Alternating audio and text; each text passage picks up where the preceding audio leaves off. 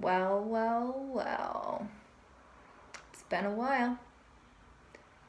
A long while. I apologize. Moving on. So, how have you been? I've been busy, which might surprise you because, quarantine and whatnot. But I have. I've been dabbling in this and painting on that, and I've been very busy with Summit Ministries. And if you know nothing about Summit Ministries, look it up. It could change your life. So I apologize, in case you're like waiting on pins and needles for the next stories with Corrie. Here's a really cool idea.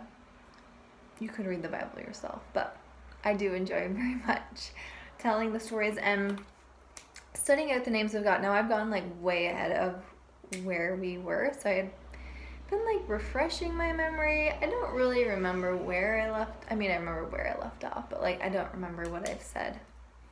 And it's too painful to go back and watch my own videos. So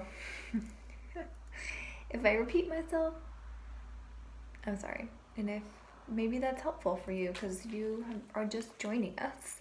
So if you are just joining us, or if you've forgotten because it's been 100 years since my last video, we are going through the Bible in chronological-ish order, looking specifically at the names and characteristics and attributes of God. Okay, so for a long time, pretty much this whole journey of ours, we've been looking at the life of this guy named Abraham.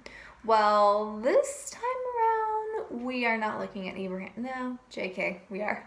It is about Abraham. But it specifically and directly is related to his nephew, a guy named Lot. So, if you remember Abraham, he'd been promised the promised land, and in the meanwhile, while they're waiting for the promise to be fulfilled, he and his nephew were both like, okay, you know what, we're in this land, but like there's not enough space, so why don't we like spread out, like social distance? So, Abraham shockingly gave his nephew the first pick of the land, like, okay, oh man, I just broke my pen. Dang it. So he said, you pick first. If you go to the right, I'll go to the left. If you go to the left, I'll go to the right. But you pick and we'll just divide up and there'll be plenty of room for our sheep and the Lord will bless us. Well, Lot had looked out over the land and saw the valley and was like, real nice. My sheep are going to love that. So that's what he picked. And then, Abraham got the leftovers, which he wasn't concerned because he knew that whatever he got, the Lord would bless, and he was not wrong. So Lot had wandered down into the valley, and slowly but surely he found himself in the city, which, if you haven't noticed these days, it typically lends itself to a great deal of evil and struggle and strife and chaos and sinfulness and really everything that is bad in the world, starting with Babel, happens in cities. Okay, so Lot wound up in this city called Sodom, and you've probably heard this name. If you know nothing about the Bible, chances are you've heard of the cities called Sodom and Gomorrah because they are notoriously wicked. Now, we could talk for days and theorize and whatever about the sins of the city, but it's sufficient to say it was real bad. So much so that like the sin was just overwhelming, and the cries, metaphorically or literally, were rising up to God, and he took notice of how bad it was, and finally he'd had enough. He said, you know what? These guys are toast. So, okay, there's the setting, there's the setup. Well, one day, Abram was out and about in the land, and he saw 3 men walking towards him. And he noticed, he recognized right away that they were not ordinary men. Now, you remember, many times in his life, Abraham had encountered God in the form of a man. So he recognized one of these dudes and his 2 friends, or helpers, or we call them angels. So anyways, these 3 guys showed up, and Abraham was like, dudes, can you just like stop and hang out? I'd love to chat for a while, and let's just have a little snack. And when he says little snack, what he actually meant was a whole cow, 28 quarts of flour, and some milk and curds. Milk and curds. I like this guy. So they just sat around enjoying life and shooting the breeze. And just for a conversation starter, one of these guests said, hey, where's your wife? She's gonna have a baby in like a year. that's pretty neat. And Sarah overheard and was like, I'm like 90, that's hilarious. And this guy, who happened to be God himself in the flesh, was like, Sarah, why did you laugh? And she was like, oh, I didn't laugh. That wasn't me. That was the goat. And the guy, God himself, was like, no, I heard you laugh. Don't laugh. Is anything too hard for the Lord? You are going to have a son. You're going to name his name Isaac because it means laughter. See what I did there? God could be kind of funny too. And yeah, it's going to happen. So stay tuned. Another round of curds, yo. Real question. Do you think that Abraham deep fried his cheese curds or ate them fresh? Thoughts. Moving on. So the conversation continued, and they were wrapping up, and the sun was setting, and they were just, kind of doing the Midwest goodbye thing, like, well, time to go. And then an hour later, they were still discussing things and whatever. And then God said to his friends, should I tell Abraham what I'm about to do? And they were like, sure. So he told Abraham, he said, Abraham, you may know this, but Sodom is real bad. Like, it's so bad it has to be destroyed. Like, I hate to do it, but they've had a chance to repent, and they haven't. So I have to go destroy it. And Abraham had the moment of like, snap, my nephew's down there. So he started to stall a little bit. And this is a really fun conversation in the Bible. And if you're interested, you should read it. It's in Genesis chapter 18. And so he has this conversation with God in the flesh. And he says, wow, what if there's 50 left? Like, would you destroy, 50 righteous people for the sake of the whole city? And God was like, no, you know what? If there are 50 righteous people in Sodom, I'll spare it. And then Abraham thought, 50, maybe that was too high. What about 45? 45, what about if there's 45? Will you destroy the whole city? And God was like, no, 5, listen, I would spare it if there are 45 righteous people in Sodom. I will spare it.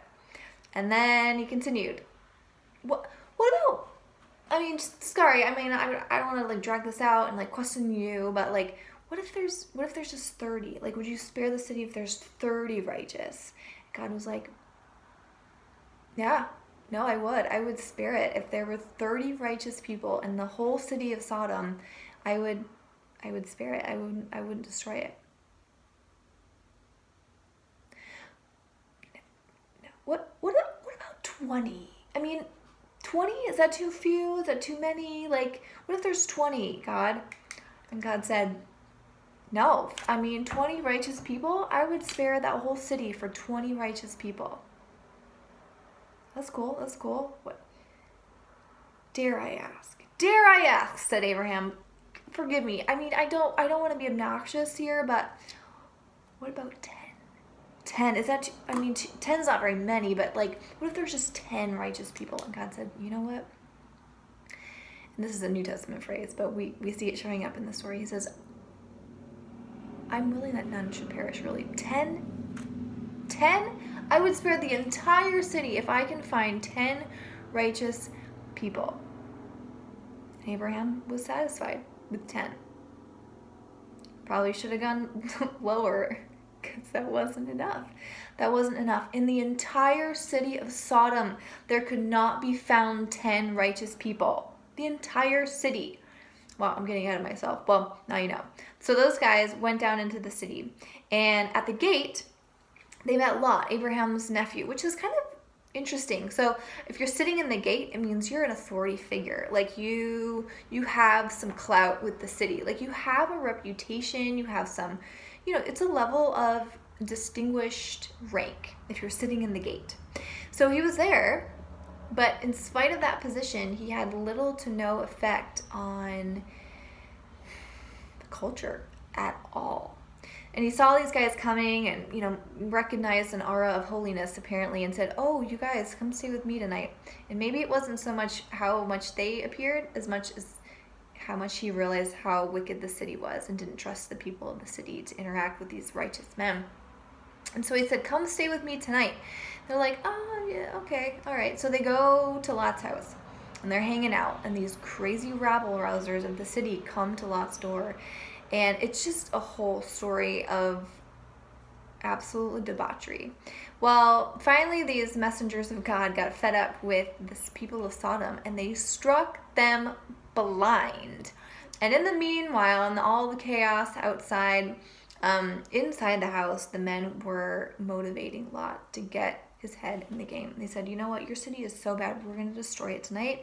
So anyone you love, your wife, you have kids, do you have son-in-laws? Like, what's the deal? If you have anyone you know and love, get them, because we're leaving with you, so you will be spared. But we haven't been able to find 10 righteous people, so the whole city is going to be destroyed. So Lot did have a wife, and he had 2 daughters and 2 soon-to-be son-in-laws.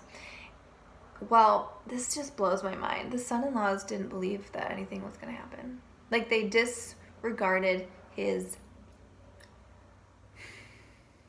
testimony. I don't know. They were like, who's your God? I've never heard of him before. Why would he destroy the city? And that says so much to me. But anyway, so they said, nah, we're fine. You're crazy, Lot. We're going to stick it out.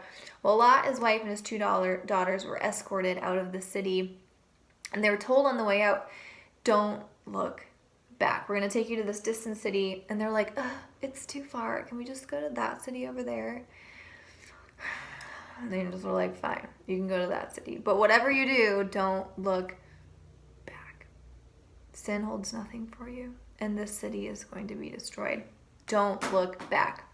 Well, so these guys are running away from the burning, fiery city because from the sky falls this rain of fire to demolish Sodom and Gomorrah. But in all of the chaos and the screams and the cries and the fury behind them, y'all know Lot's wife looks back and she turns into a pillar of salt, and Lot gets away with his 2 daughters, and what a story that is. Well, okay, you might be thinking, where's the name of God in all of this, Corrie? I thought we were doing names of God. Well, funny you should ask. Abraham, in all of his just pleading, I'll use that word, for the city and the righteous of Sodom, he says in his first argument of are you going to spare it if there's 50 people? He calls God the judge of all the earth. So in his pleading and in his reckoning in his own mind of what's worthy of being saved, because we as humans think we know so much stuff, he recognized that, we might have an idea of justice and what's good and what's righteous. But at the end of the day, it's God, because he is the judge of all the earth. He's the creator of all the earth, for starters. So he by default, and not just default, but it's just that he is the judge of all the earth because it is his earth and all that is in it is his. So he calls him the judge of all the earth. And I take comfort in that, because I don't know if you know about you, but it feels like our world's kind of crazy right now, and people have their own idea of what's just and what's righteous. And I find it so ironic. Bear with me, work with me here. I find it so ironic that, especially in our country, in our culture, we are so quick to discredit truth. Well, my truth isn't for everyone, but it's my truth. So you find follow your own heart. You find your truth. You do you. But if that's true, this is all circular reasoning. If truth is relative, then there can be no truth, and there can be no injustice. There can be no, you know what I'm saying? Are you tracking with me? If there is no truth, who am I to say that you hating someone for being a different color is not correct? That seems intolerant. By that reasoning, if there is no truth, then who am I to say that, this side is right and this side is wrong? To treat someone badly is not right. Well, that's your truth. What about my truth? So this whole idea of truth being non-existent is boulder dash. You can't run a universe without absolute truth. You can't run a country if there isn't absolute truth. Unfortunately, we kicked out the God of absolute truth generations ago. And so we're simply reaping the benefits, which, if you haven't turned on the news in a while, is chaos. But God is that absolute standard. He is the absolute truth, and he is the judge of all the earth. It might not align with our ideas of fairness or justice. And you might think that, maybe in this time, like, where is justice? We often cry out for justice in the world, and we see evil, and we see, starving people, and we see, the death of innocence, and we see like so much evil and chaos in the world, and we say, where is justice? Where is the judge of all the earth? And think about it, the story of Sodom and Gomorrah, like how many times did he knock the number down? Like, that is the God, not just a judge, but a God of patience and grace. And yes, he is capable of inflicting justice on all of the world, and someday he will. So I hope that you're ready for that. I hope that you have repented of your sin, because there will be justice. There will be payment. Good news, God's already paid the payment for your sin. You just have to simply accept it. So take advantage of that, seriously, and live in that freedom. But his wrath, though inevitable, is slow in coming sometimes, because he is so patient, and he is willing that none should perish.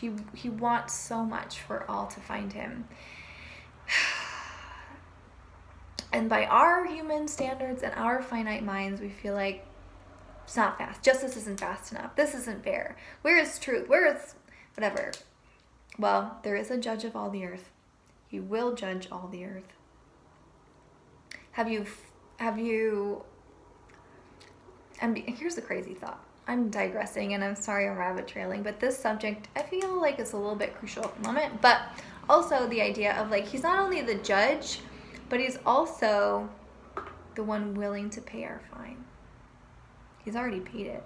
It's like the judge. I've heard this analogy, and I think it's absolutely beautiful. Like the judge who sees you come before him and says, you know what, you're guilty. You're a murderer. I have to send you to prison. I have to execute you because you're a murderer. That's the rules. And then the judge steps down from this judge box, and he steps down and says, but I'll take your punishment. It's exactly what God did. He said, yes, you're guilty. Yes, all the wages of sin is death. But the gift of God is eternal life. So that judge of all the earth is not just the judge, but he's also, fancy word here, propitiation. He is the appeasement of that wrath of justice. But it's up to you. The ball is in your court. What are you going to do? What are you going to do? Are you going to repent and be baptized? Are you going to call on the name of the Lord? It's really that simple. Don't overcomplicate things. Okay, well, that's kind of the story. If you want to read more of the details, it's in Genesis chapter 18 and 19. You just keep reading through. I'm going to wrap this up because I could keep rambling for days.